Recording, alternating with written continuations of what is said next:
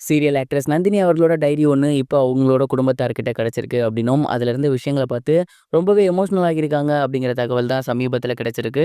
என்ன நடந்திருக்கு அப்படிங்கிறது தான் இந்த ஒரு வீடியோல நம்ம பார்க்க போறோம். கௌரி சீரியல் மூலம் ரசிகர்கள் மத்தியில மிகப்பெரிய ஒரு வரவேற்பு பெற்றிருந்தவங்க தான் நந்தினி. அந்த ஒரு சீரியல்ல ரொம்ப சூப்பரா நடிச்சிட்டு இருந்தாங்க.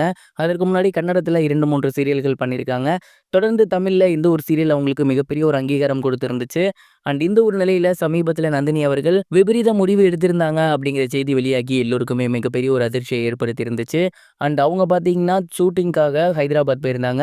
அங்க இருக்கக்கூடிய ஒரு ஹோட்டல்ல தான் அவங்க தங்கியிருந்தாங்க. எப்பவும் போல அன்னைக்கான ஷூட்டிங்கை முடிச்சு அந்த ஹோட்டலுக்கு போயிட்டு நல்லபடியா அடுத்த நாள் திரும்பி வருவாங்கன்னு எல்லாருமே எதிர்பார்த்துட்டு இருந்த நிலையில, இப்படி ஒரு விபரீத முடிவ நந்தினி கிட்டேருந்து யாரும் எதிர்பார்க்கல. இதற்கு மிக முக்கிய காரணம் டிப்ரஷன் தான் அப்படிங்கிற மாரி அவங்களோட ஃபேமிலி மெம்பர்ஸ் தரப்புலேருந்து தெரிய வந்திருக்கு.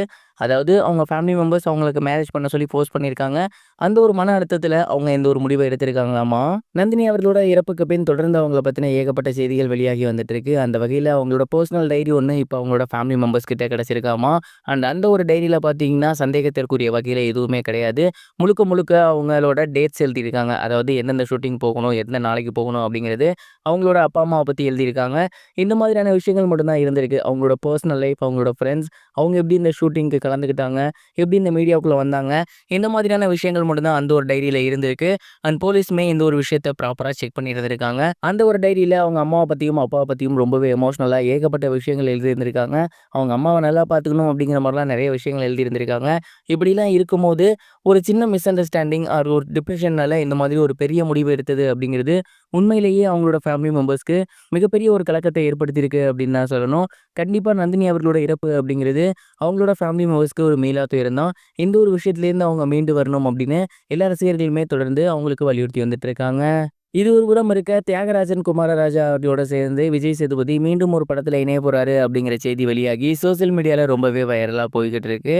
விஜய் சேதுபதி அவர்கள் திருநங்கையாக நடிச்சு நேஷனல் அவார்ட் பெற்றிருந்த படம் தான் சூப்பர் டீலக்ஸ். அந்த ஒரு படத்துல நடிச்சதன் மூலியமா விஜய் சேதுபதிக்கு மிகப்பெரிய ஒரு பாராட்டு கிடைச்சிருந்துச்சு. நேஷனல் அவார்டும் கிடைச்சிருந்துச்சு.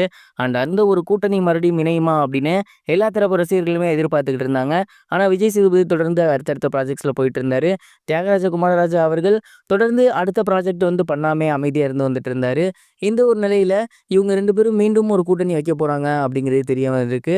மோஸ்ட்லி அடுத்த வருஷம் மே மாசம் இந்த ஒரு படத்தோட ஷூட்டிங் ஸ்டார்ட் ஆகுமாமா. இதுவும் ரொம்ப ரொம்ப வித்தியாசமான ஒரு கதையாக இருக்கும் அப்படிங்கிற மாரி சொல்லி வந்துட்டு இருக்காங்க. ஆரண்ய காண்டமாக இருக்கட்டும், இல்ல சூப்பர் டீலக்ஸாக இருக்கட்டும், இந்த 2 படங்களுமே ரசிகர்கள் மத்தியில மிகப்பெரிய ஒரு வரவேற்பு பெற்றிருந்துச்சு.